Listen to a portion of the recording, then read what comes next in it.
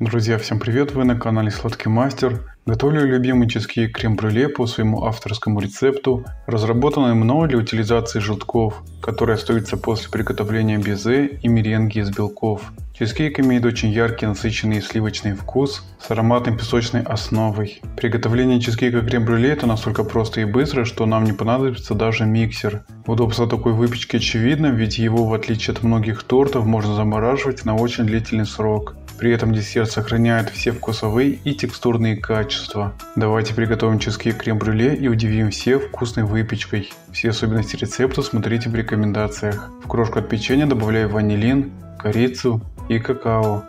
Перемешиваю недолго лопаткой. Вливаю растопленное сливочное масло. Перемешиваю до получения однородной песочной основы на корж.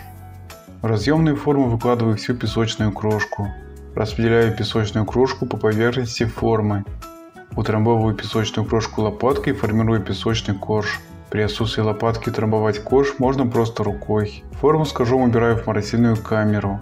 Подготавливаю паровую баню, заливая воду на противень.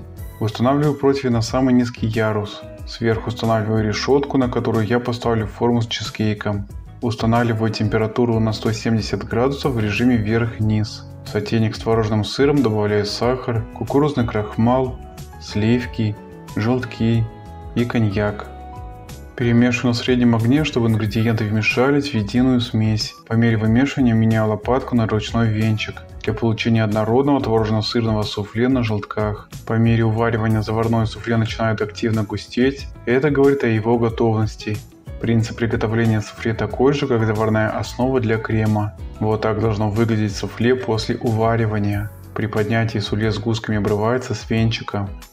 Готовое суфле пробиваю погруженным блендером до однородно гладкой основы. Также, если заварное суфле свернулось или подгорело ко дну, блендер очень быстро решит эту проблему. Вот такое абсолютно гладкое творожно-сырное суфле на желтках должно получиться.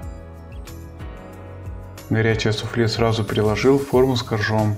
Осторожно распределяю суфле силиконовой лопаткой. Убираю форму с чизкейком в заранее разогретую до 170 градусов духовку на 60 минут. После выпекания отделяю чизкейк мокрым ножом от бортов формы.